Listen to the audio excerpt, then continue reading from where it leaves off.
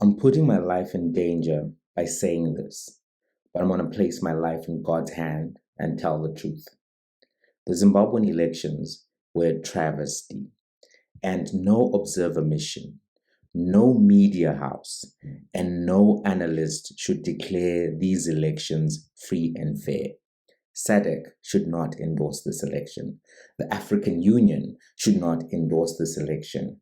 And the European Union should not endorse this election. The global community at large should not endorse this election. There's two things that we need to focus on when thinking about the Zimbabwean elections. First, what happened before voting day? Before voting day, opposition party rallies were blocked arbitrarily. They were blocked arbitrarily. The opposition was not able to do its campaign work without the fear of intimidation and without any obstruction. ZANU-PF was using food parcels to buy votes in the rural areas of Zimbabwe. Observers were arbitrarily and summarily kicked out of the country, meaning that they were unable to execute their duties. We saw this happen with the observers from Good Governance Africa. On voting day itself, ballots were not delivered timeously to many of the voting stations in Bulawayo and Harare.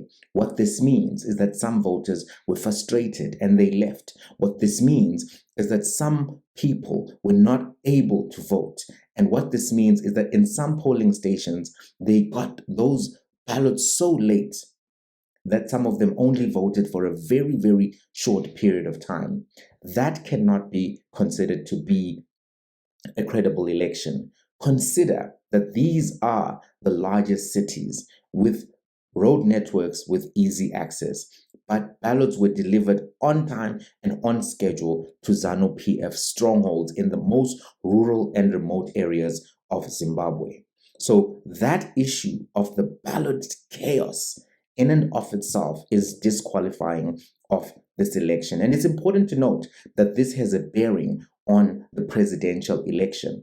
In the last election, the difference between Emmerson Mnangagwa and Nelson Chamisa was about 200,000 votes. So if you can frustrate about 200,000 people from voting, a small percentage, you can retain the presidency through these tactics. And these tactics were clearly at play yesterday. In addition, there were ZANU-PF agents in the rural areas who were identified collecting people's IDs outside of voting stations and telling them that they will be able to ascertain how they voted.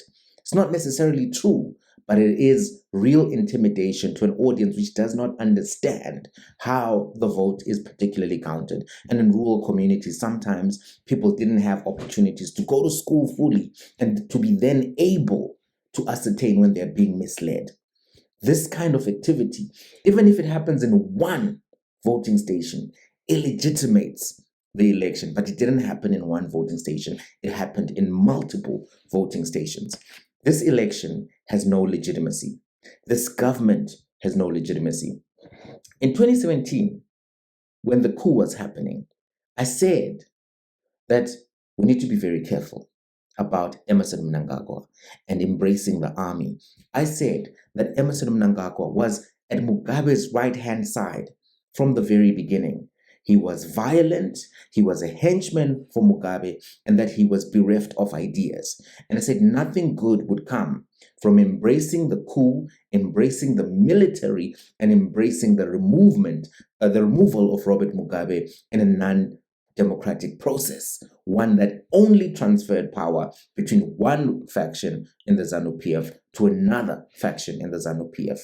And I was right. The last 5 years in Zimbabwe's history have been years of mismanagement, corruption, arrogance, and we even saw that in the Gold Mafia documentary. But that was only a tip of the iceberg. A lot of people know the full extent of corruption in Zimbabwe. Today, I'm saying that Africa cannot afford to rubber stamp this illegitimate election.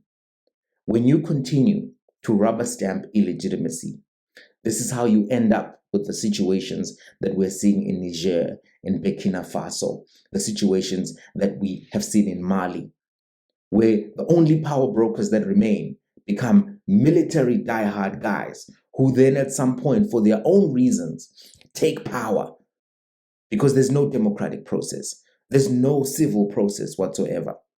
That's how you end up going into civil war. That's how you end up having the youth of a country so frustrated that they begin to resort to non-democratic means.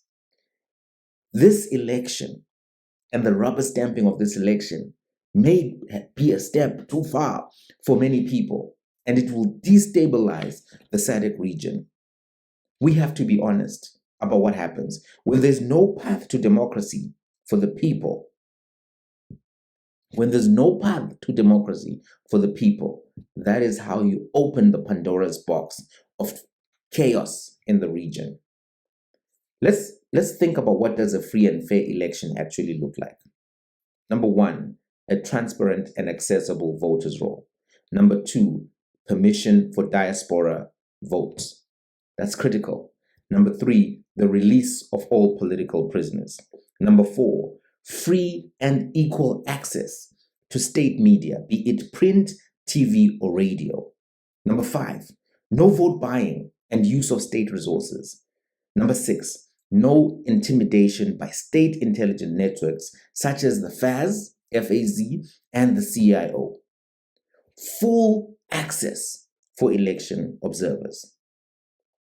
It's enough. 43 years of dictatorship is enough. 43 years of corruption is enough. 43 years of poverty is enough. In 2008, a bad mistake was made. People thought, in the interest of peace, in the interest of progress, let's just rubber stamp another Robert Mugabe term of office. That was one of the biggest mistakes that was made continentally. Let's not repeat that mistake again in 2023.